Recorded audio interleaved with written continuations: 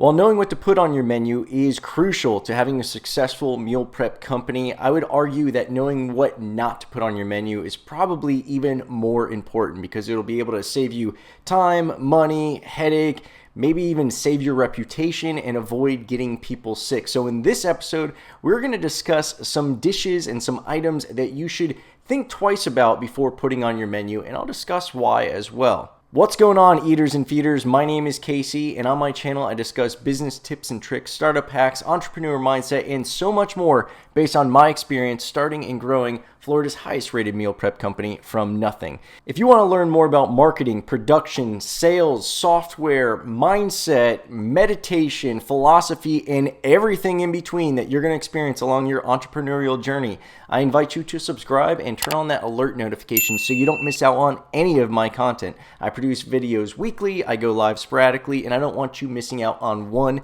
single minute of it. You're also going to want to check out the links in the show notes. There's just so much stuff that I have that is too awesome for a YouTube video. I've got calculators, I've got free ebooks, I've got boot camps, I've got one-on-one consulting, private group, so much more. You're also going to want to check out mealprepbiz101.com. Between the links below and mealprepbiz101.com, you will be overloaded with resources, tools, more content, more materials that will help make your entrepreneurial path so much easier. We can do one-on-one consulting. I've got private groups. I've got software that will run your entire business. We've got a marketing group. We've got a mastermind group. We've got so much that goes beyond what can be put into a video on YouTube. I sincerely invite you to subscribe, hit those alerts, and then check out those links and check out mealprepbiz101.com. Now that we've got that out of the way, let's jump into today's episode.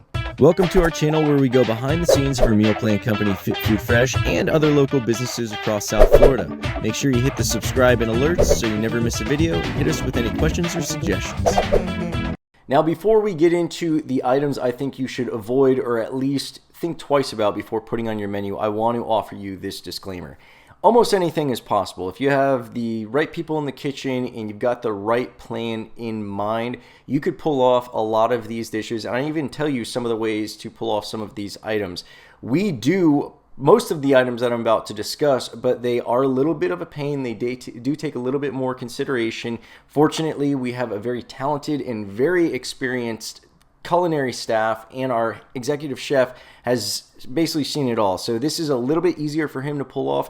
If you're new to the business, these are some things you'll definitely want to consider leaving off the menu for now until you're able to really get comfortable with the production and doing all the necessary considerations, because you may end up refunding people, you may end up losing customers, or worst case scenario, you may end up getting people sick if this stuff isn't done right. So again, take this with a grain of salt. We do these items. We do a lot of these items at least, but there are some extra steps that you need to put in place and execute correctly each and every single time you put these items on your menu in order to avoid doing refunds, losing clients, and getting people sick. So number one is avocados and guacamole. Now, this is a huge trend. Everybody loves avocados. Everyone loves guacamole. The last couple of years, they've exploded in popularity. There's some places that charge $20 for avocado to be put on some toast. We've all heard about millennials paying ridiculous prices for it. They're that popular right now. I don't know why, beyond the fact that they're delicious. They've always been delicious, but for some reason, avocado and guacamole has completely exploded over the last several years, and it's something that's very tempting to put on your meal prep menu.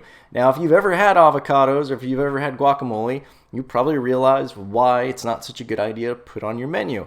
They brown very quickly. They oxidize so fast that it quickly becomes something that isn't appealing to look at. And when we eat food, we eat with our eyes first. And if it doesn't look appealing, you're probably going to be dealing with some refunds. While it might not be getting people sick just because it's turned a little brown and it's oxidized, you have to consider the fact that if it's going brown while you're at the Mexican restaurant eating your chips and salsa and guacamole, if it's going brown that fast, you can imagine what it's going to look like a day, 2 days, 3 days, 4 days or more after you've delivered it to somebody. Now, there are some little tips and tricks that if you want to put guacamole or avocado on your menu, there are some ways to extend the life and kind of fight off that browning.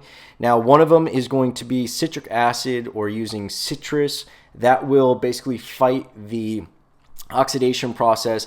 Another thing that we do is, aside from throwing in some lime or some lemon juice to prevent the oxidation, is we'll actually have our 2-ounce ramekins full to the brim with the guacamole. So when we add guacamole as a side for some of our dishes, we fill it to the brim. It's obviously already got the citric acid in there as well, but then we also seal it so it's making contact with the lid and there's no oxygen in there. That does help out, but this could be a bit of a pain. So you have to do all these things right. Otherwise, you might not know it, but a day or two down the road, you're going to be getting a call from someone who's complaining about the off-putting guacamole that they've got in their dish. So it's something, again, you might want to avoid. If you're thinking about putting avocado slices in a wrap, well, it might sound great for a California wrap or something like that. Again, that oxidation is going to be your undoing if you don't take the necessary steps to prevent it and prolong the shelf life and the visual appeal of the avocado / guacamole.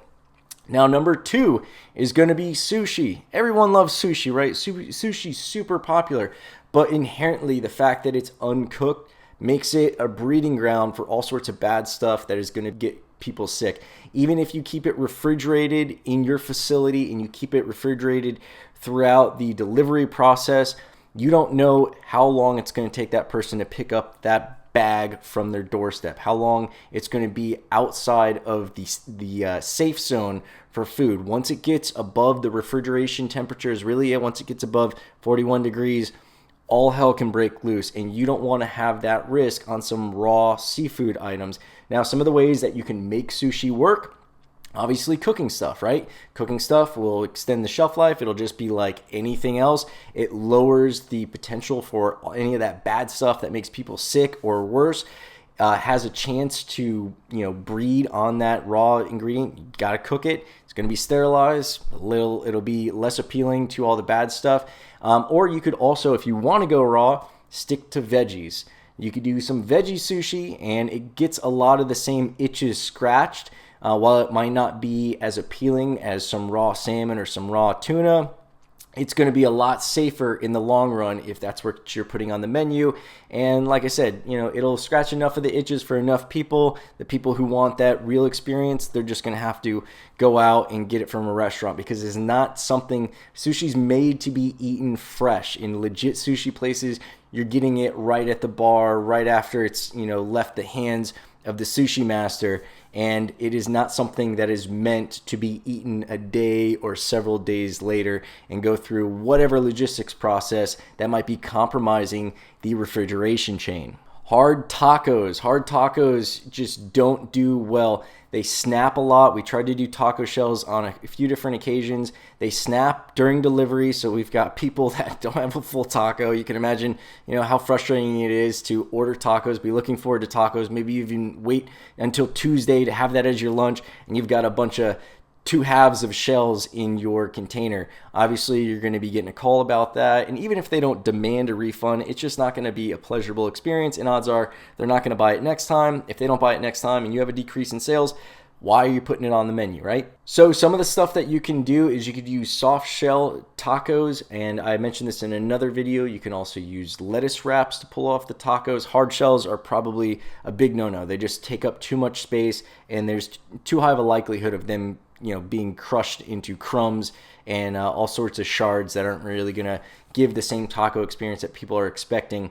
With the soft tacos, obviously they could get very soggy if you have the ingredients all together, so you do have to get a little bit creative with how you're separating them from anything that's going to be cold or have any moisture on it, really. Not necessarily cold, but a lot of things do get a little bit moist when they're cold, even if it's up against some stuff like some bell peppers or something. You wouldn't think bell pepper slices have a lot of moisture.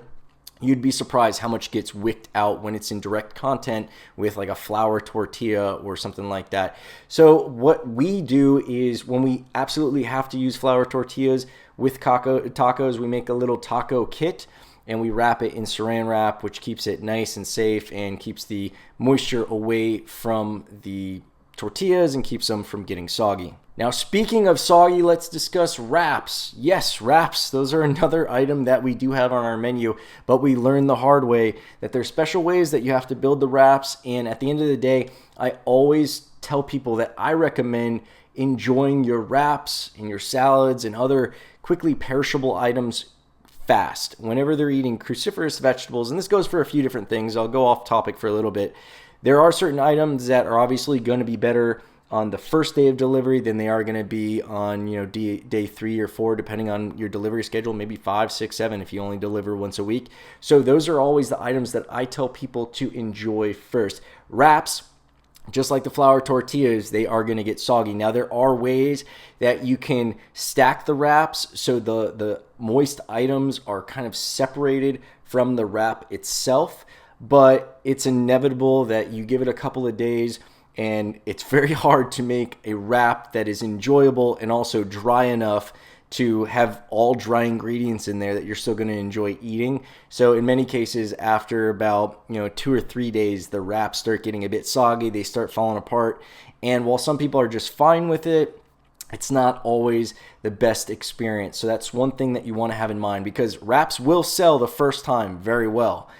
But between the complaints that you get and the lack of repeat orders, you may find that unless you're doing your wraps the right way and stacking them the right way to have that barrier of moisture between the wrap and the more moist ingredients, you're going to probably find that it's not going to stay on the menu very long. Apple slices and chunks, much like our friend the avocado, which is a fruit by the way, the apple also oxidizes very, very quickly, and it's not a pretty sight when it does.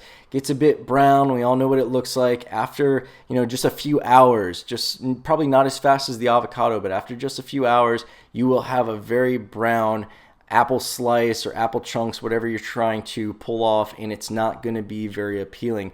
Now, these are great for kids items as a little side and stuff like that. But like I said, with the loss of the visual appeal, it really makes it feel like you're shooting yourself in the foot to be putting apple slices or chunks on the menu.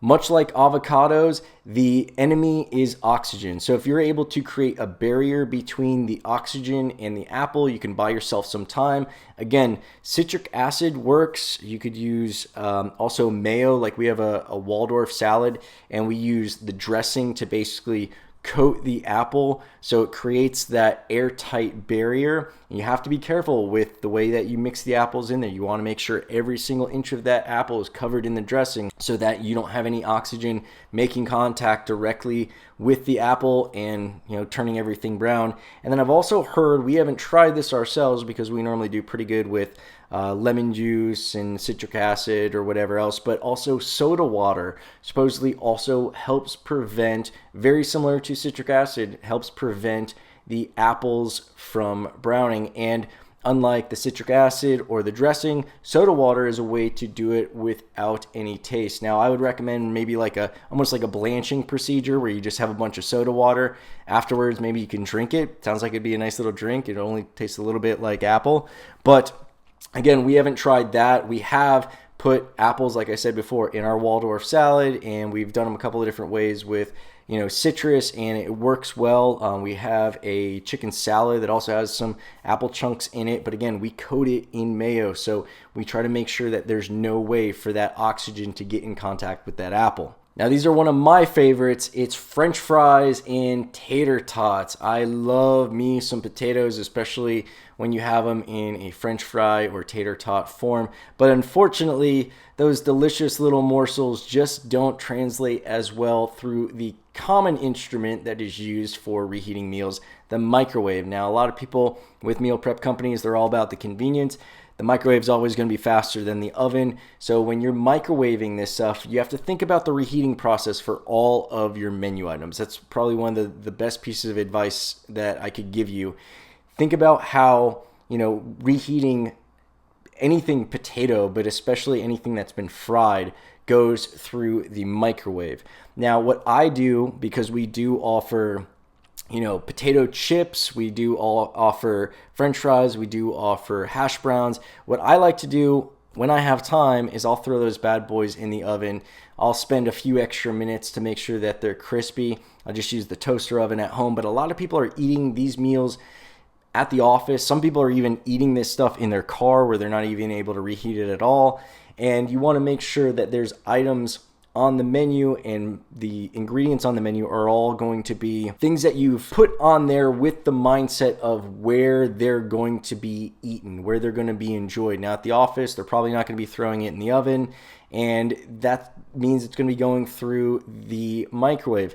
Like I said before, this might be something that orders very well. You get a lot of orders, a lot of sales the first time it's on the menu, but that person doesn't repeat it because they're really looking forward to those tater tots, and nobody likes the soggy, kind of chewy microwave tater tots. Again, I sometimes suggest to people when I have them on the phone, if we're discussing a specific item, I'll suggest that they throw it in the microwave. I tell them that I take that extra time for some of the dishes just to get that crisp.